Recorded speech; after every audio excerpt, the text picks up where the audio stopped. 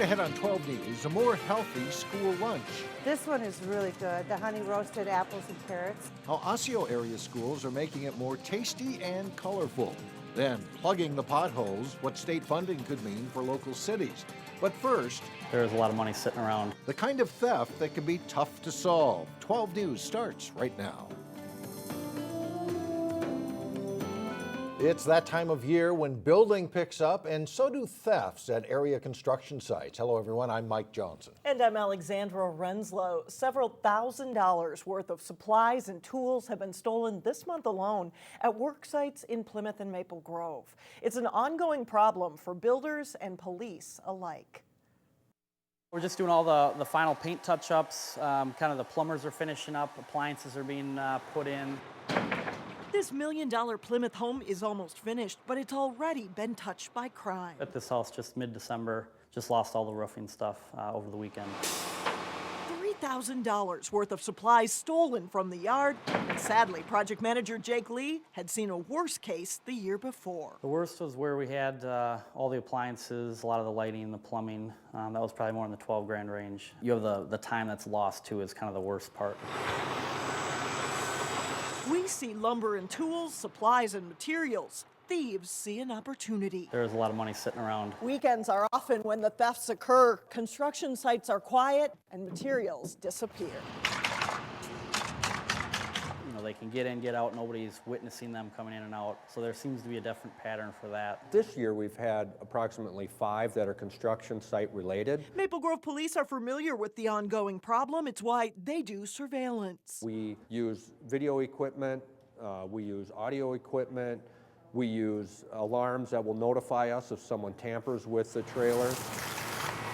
Without surveillance, worksite thefts can become tough crimes to solve, especially if tools aren't marked or builders don't record equipment serial numbers. You don't usually get anything back. They typically don't find the guy, so you kind of just chalk it up as a loss. Jake Lee and his company have had to eat the loss with each of their thefts, and the impact is always tough to swallow. Especially for our tradesmen that lose their tools. I mean, that really is their livelihood. Police suggest work sites upgrade their locks to a disc-style lock with hardened steel and use a tongue lock on all trailers. A Brooklyn Park man is accused of attacking a woman with a gun. Owen Gaborplay is charged with 2 felony assault counts. According to the criminal complaint, the suspect approached the woman as she was getting into her car and pointed a gun at her. He then demanded that she drive him around Brooklyn Park. Gaborplay has a lengthy criminal history, and police were able to arrest him because officers found his wallet in the victim's car. Calling it a horrible tragedy, the Hennepin County Attorney's Office has decided not to press criminal charges against the Brooklyn Center woman who crashed into a St. Louis Park holding pond with 5 small children in the car. 2 of those children died. You may remember that crash last November. It took emergency crews several minutes to recover the children from freezing water. Authorities say the driver, Marion Garrido, did not have drugs or alcohol in her system and had not been using her cell phone. Investigators determined she had overcorrected as she attempted to go from Highway 7 to northbound Highway 100. It's unclear if Garrido will be cited for not having a valid driver's license or for improperly restraining the children. State law requires that every child under the age of 8 be fastened in a child safety seat. Our historically cold winter has left one of the bumpiest pothole seasons in memory, and repairing them all is not cheap. For example, Brooklyn Park will spend $1 million on street maintenance this year. A portion of that goes directly to potholes. Last year, Plymouth spent about $55,000 just on pothole repair. Meanwhile, there may be some financial help from the state. A House committee is considering whether to devote $15 million to help fix potholes. $5 million would go directly toward county and city roads. The Osseo School District is trying to spruce up its lunch menu. The district got a grant from Hennepin County so staff could take cooking lessons to help improve its cafeteria cuisine. Reporter Sonia Goins has more. Basil and oregano and chili powder and cayenne pepper and a little spicier. Bam! Just like a little spice. Jane Sword is not Emerald, but she knows her way around the kitchen. This one is really good, the honey roasted apples and carrots. She took a cooking class with professional chef Marshall O'Brien. The kids really like that one. He helped the crew to kick up their veggies at Maple Grove Senior High. We really started getting more into spices and making our own sauces. They've turned plain into something more pleasable. Thyme, sage, rosemary. It just tastes good. Students say the menu is more appetizing. I really like the cauliflower broccoli one that we have with the Parmesan cheese. Me and all my friends and I, we just love that one. I like the carrots and broccoli here. It's a lot healthier and it's just different varieties and they try to change different recipes up. Some of the students say the old menu wasn't much to write home about, and the veggies were kind of bland. Peas are peas. Those ones you can't touch too much. Maybe the Brussels sprouts and all those carrots sometime, overcooked. Yeah, sometimes I toss them out, just keep it on the side. They look good, you want to eat them. But now more students are piling on the vegetables and even trying new things. I like trying new things and I think with them adding more and stuff, it gives me more opportunities to try it. And that's a win-win for everyone. The kids are eating them, they're getting used to them, more in abundance, and so it makes us all happy when they're eating nutritious meals. In Maple Grove, Sonia Goins, 12 News. Some of the staff will participate in a cooking class tonight. The district says it hopes to implement more improvements throughout the year. Tax money that helps pay for the Twins baseball stadium is also giving a boost to a local gymnastics program in New Hope and a baseball field in Robbinsdale. Hennepin County has approved spending more than $5,600 on gymnastics equipment like vaults and mats at Sandberg Learning Center. About 200 kids are enrolled in a city gymnastics program there. And in Robbinsdale, the county approved more than $6,000 for baseball field equipment. Well, coming up, some simple things you can do now in your home to help you save a lot of money later. And then the Maple Grove baseball team looks to move up the ladder in Northwest Suburban Conference play. We catch up with the Crimson later in sports. But first, you may want to break out your rain boots. Expect a wet, sloppy start on Thursday with rain turning to possible snow in the afternoon.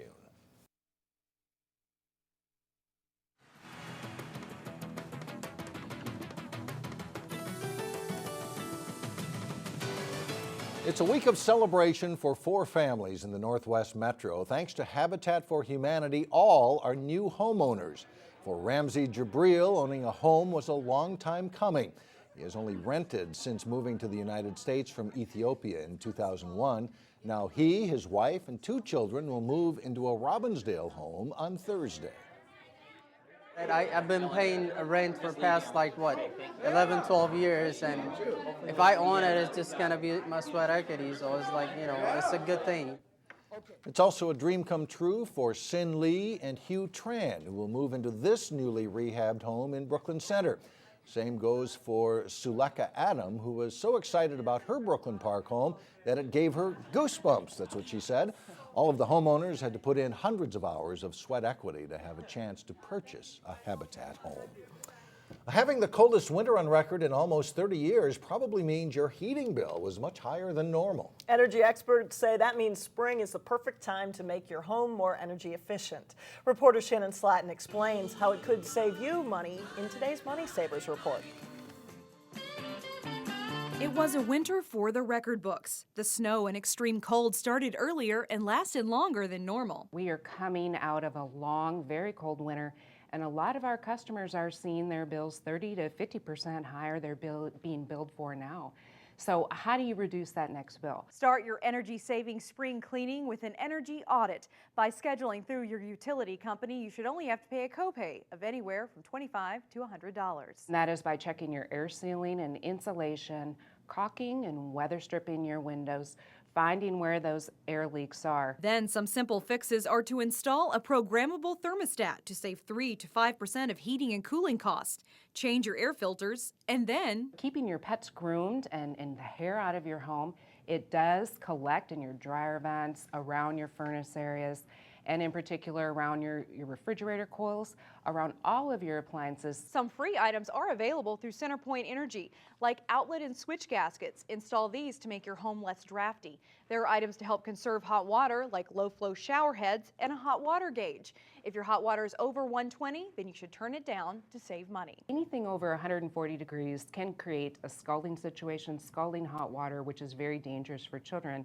but 120 degrees is very efficient. An energy-saving scam is also making the rounds. The Better Business Bureau says be wary of companies claiming to save as much as 40% of your energy bill with radiant barrier technology. It's a reflective layer, usually aluminum, that's laid over the top of existing attic insulation.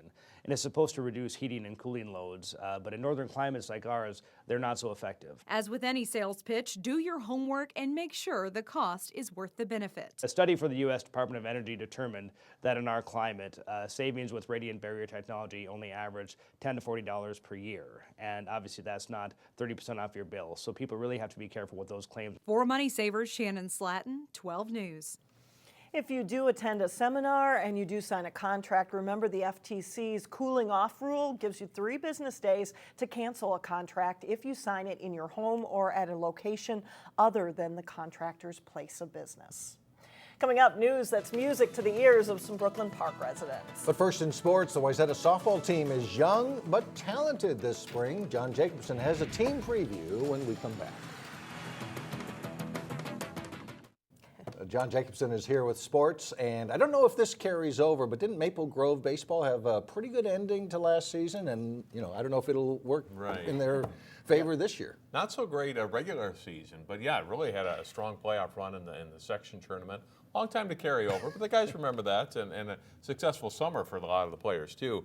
Maple Grove's baseball team is usually in the mix when it comes to contenders in the Northwest Suburban Conference. As Jay Wilcox reports, the Crimson looks for a bounce-back year. It was a bad news, good news type of season last spring for Maple Grove's baseball team. The Crimson struggled through a postponement and cancellation-filled regular season with a 4-8 conference record, placing 9th in the Northwest Suburban. But they came alive at playoff time, ultimately playing 7 section games before succumbing in the Section 5 3A championship round to Coon Rapids. That run and summer success for the younger guys mean optimism for this spring. We're going to be a young team, definitely, but VFW won state last year, so I think they'll carry that over, a lot of the young kids, and get into what C calls it, the big time, the major leagues of high school sports. So I think we should have a good year. And we made it a lot farther than we expected last year, especially with, I think we cut our season in half last year with all the rain delays and whatnot. But I think the section games definitely were a big help, playing the better teams. Yeah, I think that was huge. A lot of those guys that played in their regular season varsity last year got those extra games against good competition, and then they took that into the VFW season, a lot of them, and that was a plus.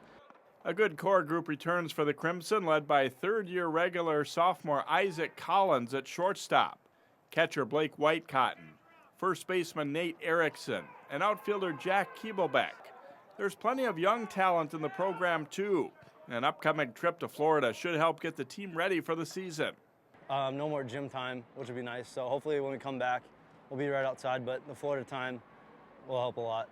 Maple Grove has a good baseball tradition, and these guys aren't shy about saying it. They want to get back to the top of the heap this spring. Jay Wilcox, 12 Sports.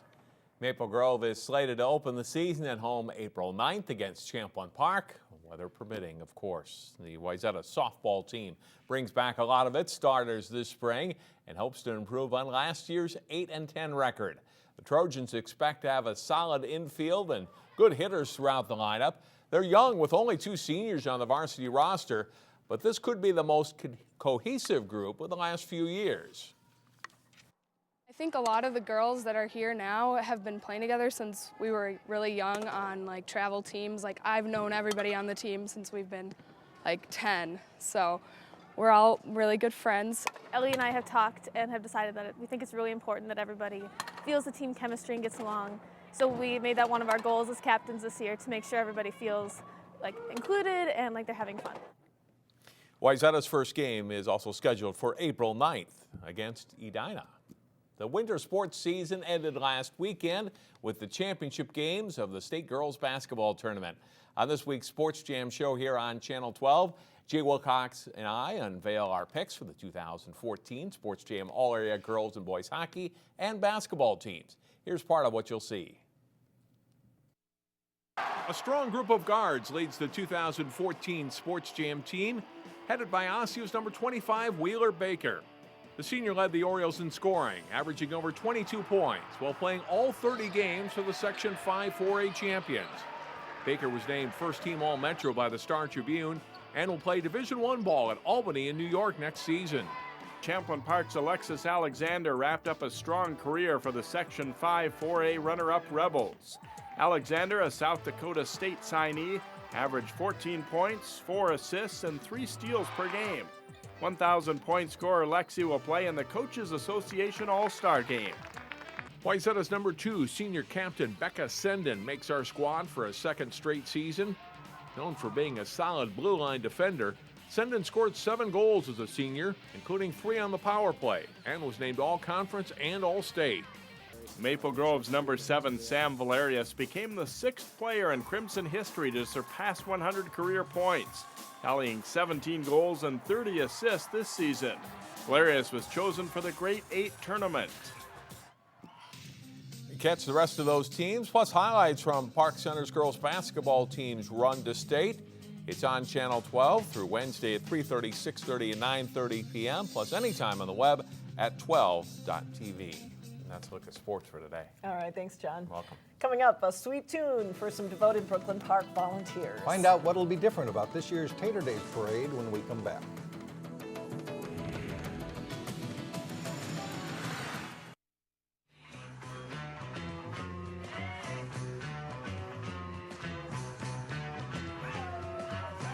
And finally, it took a lot of hard work, but the marching band competition will be back for this summer's Tater Daze parade. The competition was cut from last year's lineup because of budget cuts, but this year, 2 women started an online fundraiser to bring it back, saying the parade just wasn't the same without the music.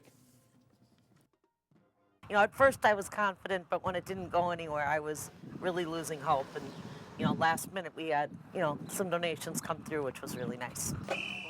With some big last-minute pledges from the Elks Lodge and Kelly's 19th hole, the women raised about $7,100, just $400 short of their goal, but they plan to move forward with the competition and raise the additional funds over the next few months. So congratulations to them, and thanks to everybody who pitched in. That's right, the music will go on, right? Yep, It will play on, the band will play on.